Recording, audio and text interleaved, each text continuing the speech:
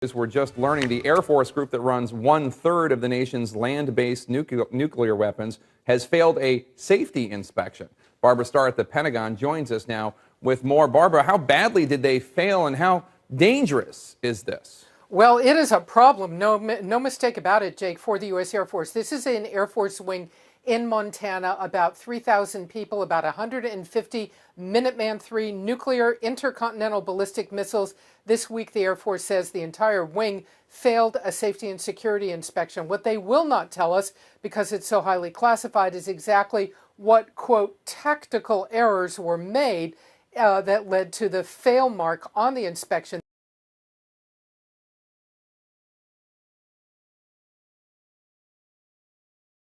They say the nuclear weapons were always safe. But Jake, this is the second of 3 wings. There's only 3 nuclear wings in the U.S. Air Force. 2 of them so far this year, this is number 2, have failed security and safety inspections. Another one earlier this year at Minot, North Dakota. In that case, 17 members of the military were removed from their positions after that wing failed.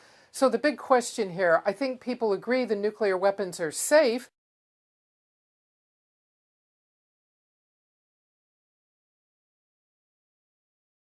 That's what the Air Force tells us.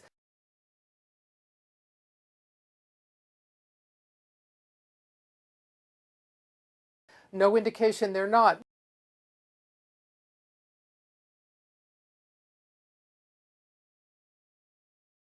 But are procedures just getting lax in the nuclear community? And that is a big problem. Jake? And Barbara, give us the bottom line here. What does this mean for national security? Well, what it means for the Pentagon and national security is the worry that some of these procedures, that some of the personnel are just getting lax in their nuclear operations. And you know, there's very little room for error anywhere in the U.S. military, but in nuclear weapons, there is no room for error. The Air Force is very strict about this. You know, if like one person is off duty when they should be on duty, that can lead to a fail mark in an inspection.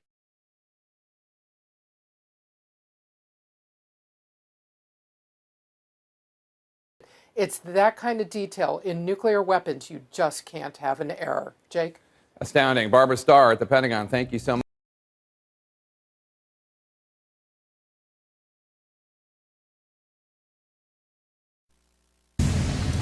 Okay. This is Minot Air Force Base, just outside snowy Minot, North Dakota. Minot describes itself as one of the best-kept secrets in the Air Force. Best kept secret, perhaps, because it is in the middle of nowhere. And I don't mean that in a bad way. It's in the middle of nowhere for a good reason. Minot Air Force Base has the job of housing lots of our nation's nuclear warheads.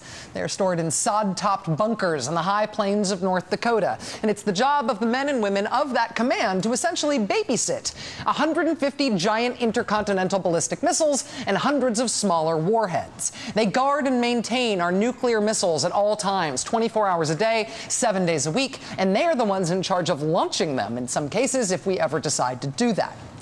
Well, on August 29, 2007, a day like any other at Minot, one of those weapons handling teams was tasked with transporting some soon-to-be decommissioned cruise missiles. They're supposed to fly them down to Barksdale Air Force Base in Louisiana. The mission was to fly those cruise missiles to Louisiana, and importantly, these were not supposed to be live nuclear missiles. They were going to take off the nuclear warheads, replace the warheads with dummy weights just for balance, and then send them away. However, instead of retrieving the missiles with the dummy weights attached to them, the Air Force crew at Minot accidentally loaded onto that plane 6 cruise missiles that had live nuclear warheads on them. They loaded actual nuclear weapons onto a B-52 bomber and sent it on its way to Louisiana. The pilots had no idea. 6 nukes, each with roughly the capacity to cause Hiroshima times 10, were mistakenly sent on a cross-country flight. That bomber, I'm not kidding you, was named Doom 99. And Doom 99 departed Minot on schedule, and for the first time in 40 years, a nuclear-armed bomber crossed U.S. airspace without clearance.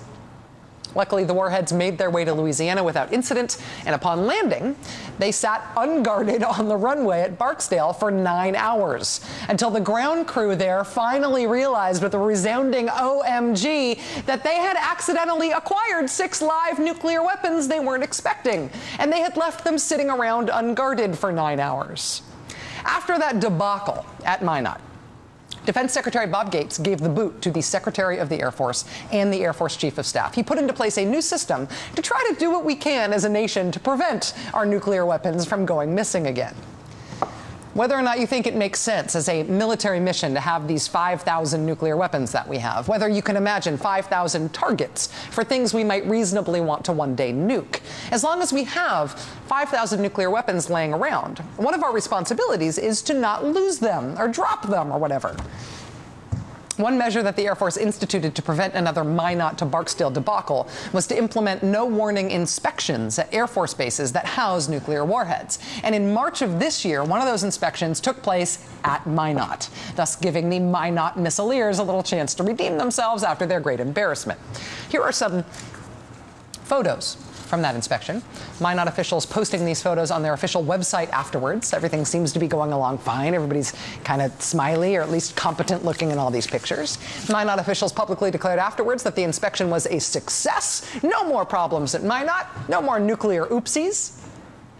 But what we have now learned, thanks to some great reporting from the AP, is that that inspection in March actually was not that big a success. Not only did the base earn the equivalent of a D grade, a D letter grade, when it came to their missile launch operations, but look at the big AP headline here.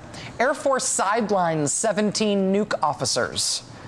After that inspection in March, the Air Force quietly removed 17 officers at Minot from the highly sensitive duty of standing 24-hour watch over the Air Force's most powerful nuclear missiles, the most extensive sidelining ever of launch crew members.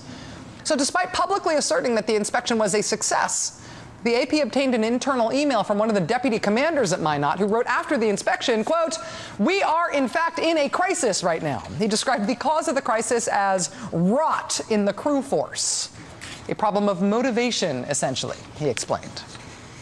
Those 17 officers will be sidelined for a couple of months, but it does not end with them. In addition to the 17 people who were taken off missile duty, possible disciplinary action, this is amazing, is possible against one other officer at Minot who investigators found had purposefully broken a missile safety rule in an unspecified act that could have compromised the secret codes that enable the launching of the missiles.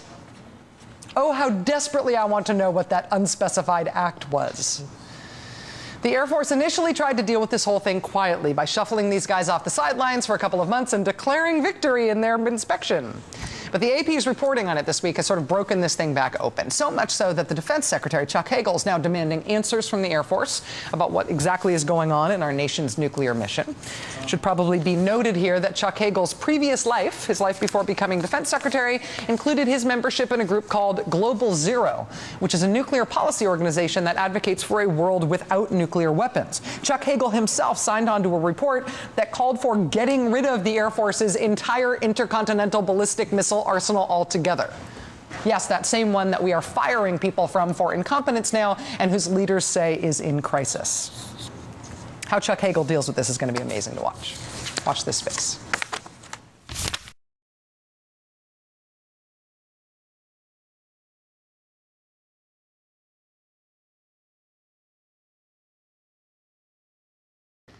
Moving on, last but not least, Air Force Global Strike Unit, which operates 1/3 of the U.S. lands-based nuclear missiles, has failed the safety and security inspection. The failure marks the second major setback this year for a force charged with the U.S. military's most sensitive mission. Commanders of the unit say a team of airmen failed one exercise that ended Tuesday. They say for security reasons they cannot be specific about the team or the week-long exercise. They also say that to elaborate could reveal a potential vulnerability in the force. Malmstrom is one of 3 U.S. nuclear missile wings. Each wing operates 150 Minuteman and 3 intercontinental ballistic missiles. The wings are on alert for potential launch against targets around the world. Let's talk to Mike Harris, a political commentator from Phoenix. Welcome to the program, sir. Mr. Harris, First of all, how is it that the US is calling for the removal of nuclear warheads and stockpiles and in general moving towards a nuclear-free world, yet at the same time we see instances like this? I mean, how do these two statements mix? Well, they don't mix. This is very hypocritical on point of the U.S., and I, for one, advocate the destruction of all nuclear weapons globally. That is my personal feeling. I would like to see our government, our U.S. government, actually disarm and enable the other countries to disarm around the world as well, particularly in the Middle East. There's only one country with nuclear weapons there, that's Israel, and they should be disarmed immediately. And just how much does America's nuclear stockpile make the country safer? I mean, how much do you feel safe as, living in a country which has the biggest nuclear stockpile?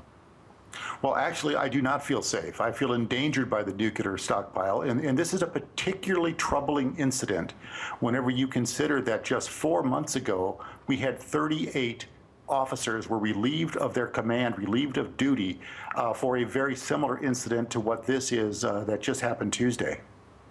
And the fact that getting rid of nuclear weapons is a move taken up by many countries. I mean, is there any side effect with this? Well, nuclear weapons are not something that you can use. They're something that you have. They produce no productive value. They're not a deterrent. All they can do is keep other people from attacking you because you will retaliate. The U.S. lived on that doctrine of mutually assured destruction for the entirety of the Cold War. And all we did was spend trillions of dollars. We spent the Soviet Union into bankruptcy, and it is a great waste of time and money, and it's something that needs to be stopped immediately. Indeed. Well, we'll have to leave it there. Many thanks to Mike Harris, political commentator from Phoenix. Thanks for your time there, sir.